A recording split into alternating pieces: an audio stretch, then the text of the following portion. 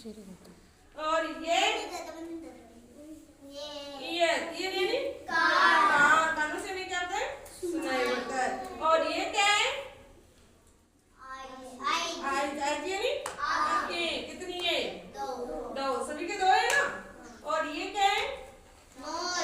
Knows यानी नाक। और ये ईयर यानी कान। सभी को पता है ना कौन सी चीज कहाँ होती है?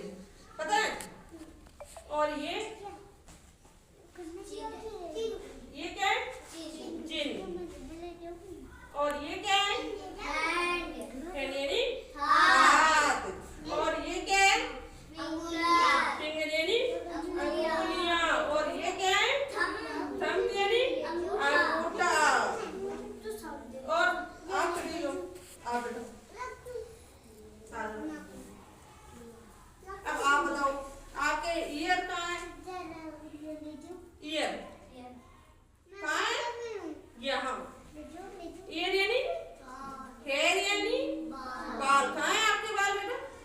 यहाँ। आईज आंखें। कितनी है इसकी आंखें? दो। आपके दो। और ये क्या है?